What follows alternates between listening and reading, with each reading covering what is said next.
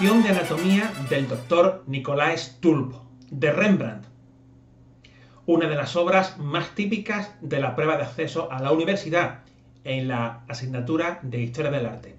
Para los alumnos que se enfrentan a ese reto, grabo este vídeo. ¿Cómo lo comentaríamos? Bueno, lo primero, título y autor. La lección de anatomía de Rembrandt. Hay que especificar que Rembrandt es un pintor holandés, de lo que por aquel entonces se llamaba Provincias Unidas. Es un óleo sobre lienzo. ¿Pintado en qué momento? Bueno, pues de los dos siglos que comprende el barroco, XVII y gran parte del XVIII, hay que especificar que es del siglo XVII. Concretamente, si alguien se lo quiere aprender, de 1632. Rembrandt es uno de los primeros pintores barrocos, de tal manera que hay que clasificarlo en la primera fase del estilo, en la fase de creación. Primera mitad del XVII sería un buen marco cronológico. No hace falta especificar 1632. Tema representado, una lección de anatomía, evidentemente. El doctor Nicolaes Tulp está diseccionando un cadáver, por cierto, de un delincuente que ahorcaron ese mismo día, eso ahora mismo es lo de menos, en presencia de alumnos, colegas y personas que han pagado una entrada para ver este, llamémoslo así, acontecimiento, porque no era algo muy habitual, pero que se ofrecía para todos aquellos interesados en la materia de la anatomía.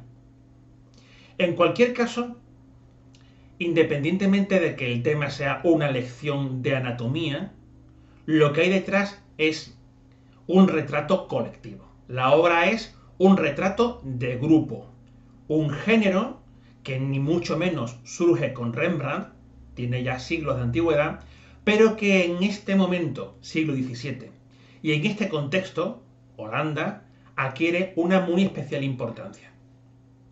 De hecho, más que hablar de qué características en general del arte barroco encontramos en este lienzo, había que hablar de qué cosas distingue a este barroco holandés de otros barrocos.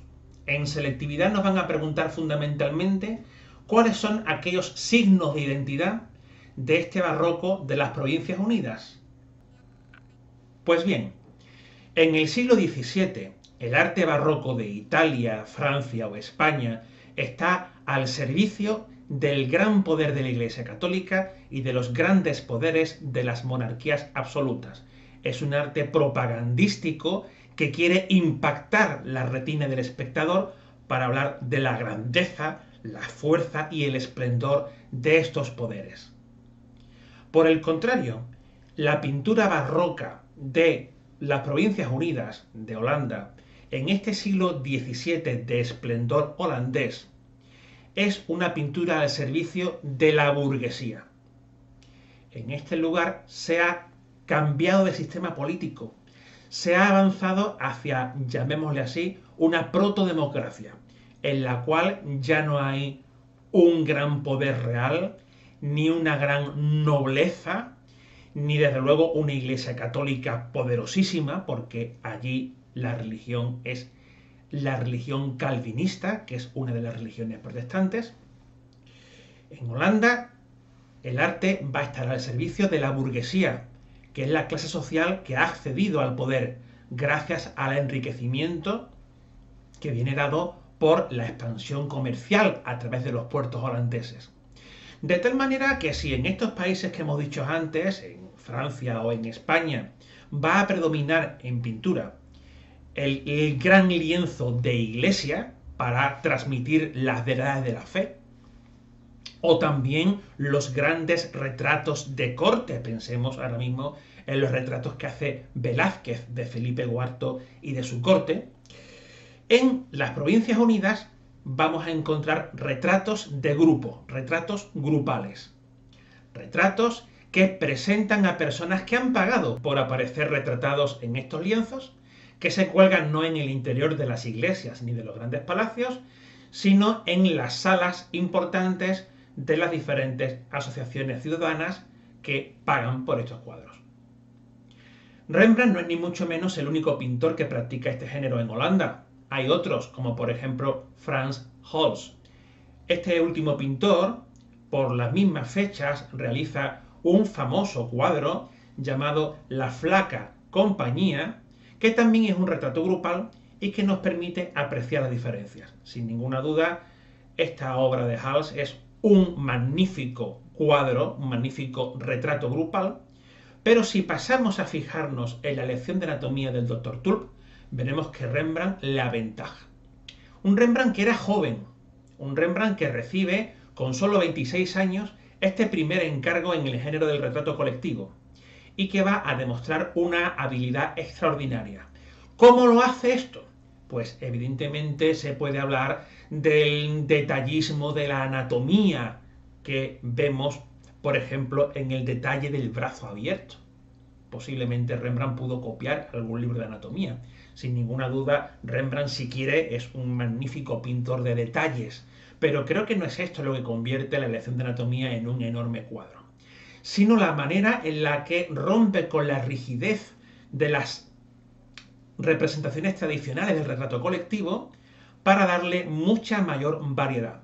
Rembrandt va a colocar a las figuras formando un espacio o una composición piramidal en la que cada uno de los personajes que asiste a esta lección tiene una actitud diferente.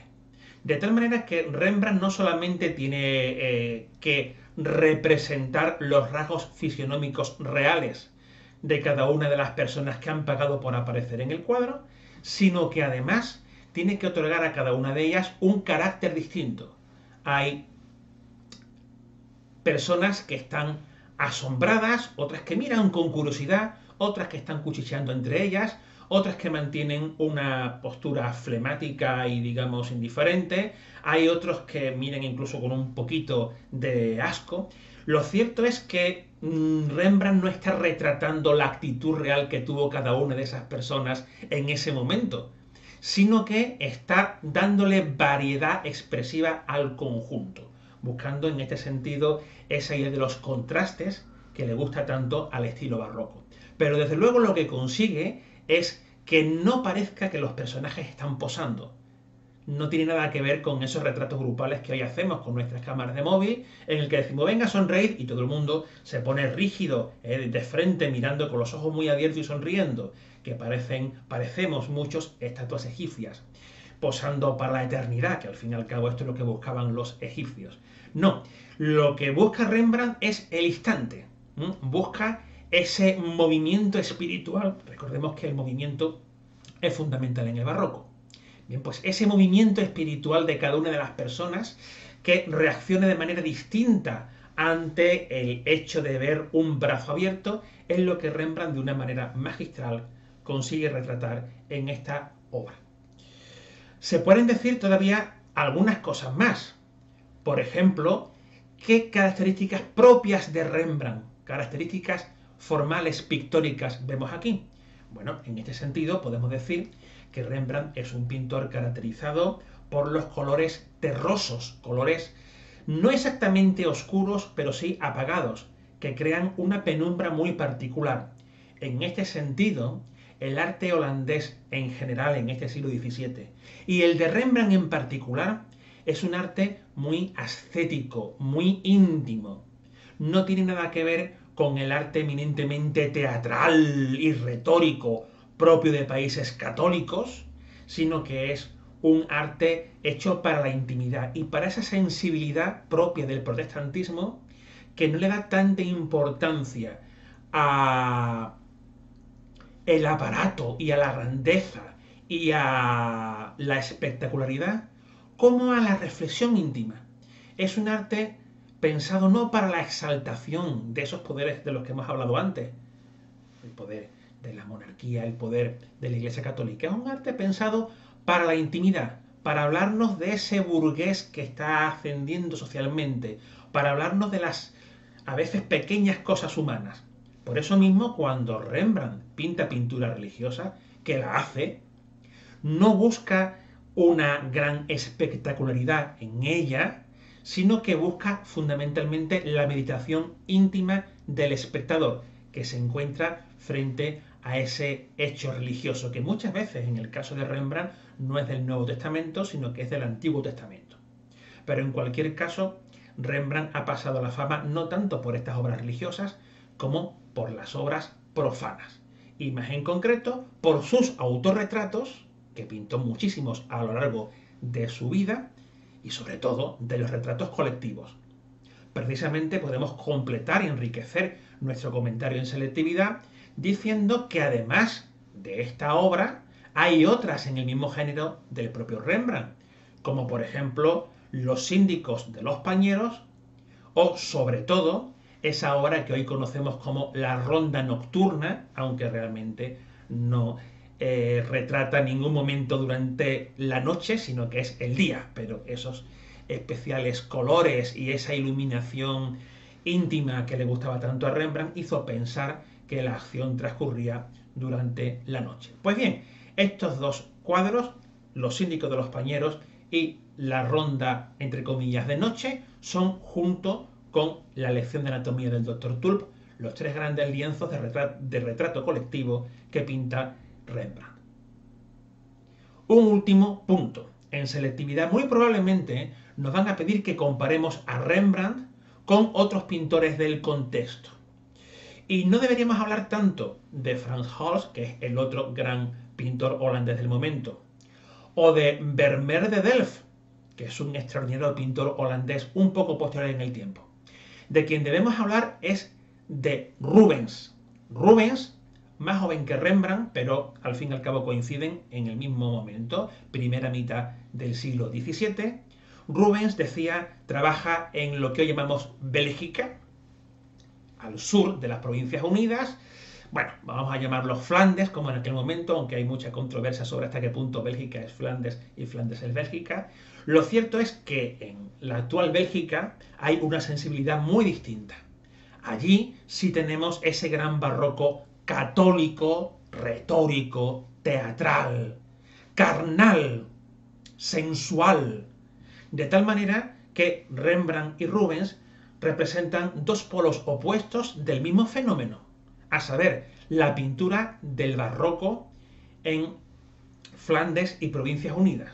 Mientras Rembrandt en el norte representa la intimidad de la mentalidad burguesa, Rubens representa la retórica teatral del catolicismo, con una explosión de colorido, de sensualidad y de carnes. Recordemos estas carnes grasientas y celulíticas propias de Rubens, que supone justamente un contraste muy grande con Rembrandt. Así que si ponen esta obra o cualquier otra de Rembrandt, no olvidéis hablar de Rubens como el polo opuesto, la cara opuesta de la misma moneda. Y viceversa, si ponen a Rubens, no olvidéis contrastarlo con Rembrandt.